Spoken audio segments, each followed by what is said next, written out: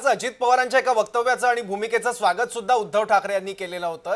हिंदी सक्तीचा जो कथित आरोप आहे किंवा त्रिभाषा धोरण आहे त्याबद्दल अजितदारांनी जी भूमिका घेतली होती त्याचं स्वागत उद्धव ठाकरेंनी केलं होतं। त्यामुळे माझा प्रश्न शीतल म्हात्रे यांना आता आहे, भूमिका कोणी घेतली नव्हती तर बोट कोणाकडे दाखवलं जातं तर ते म्हणजे एकनाथ शिंदेंकडे।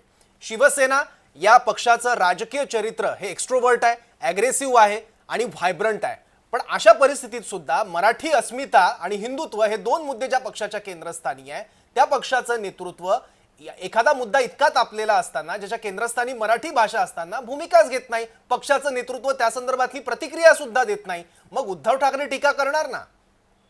एक लक्षात घ्या की शिंदे साहेबांनी याच्यावर काहीही बोललेले नाहीयेत किंवा त्यांनी या संदर्भात काही सांगितलेलं नाही असं नाहीये। त्यांनी अनेक वेळेला या संदर्भात सांगितलेले आपलं मत मांडलेलं आहे।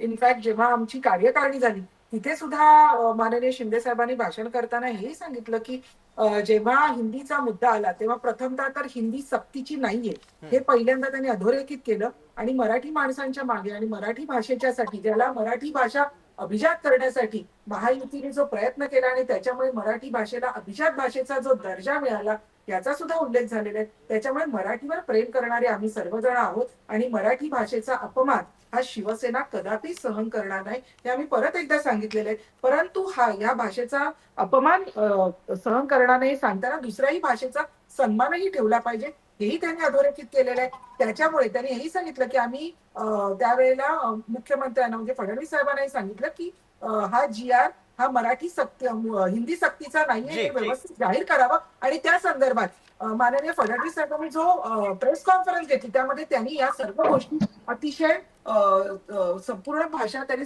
पेपर्स दाखवून सांगितलं की ही हिंदी भाषा ही कुठेही आम्ही सक्तीची केलेली नाहीये।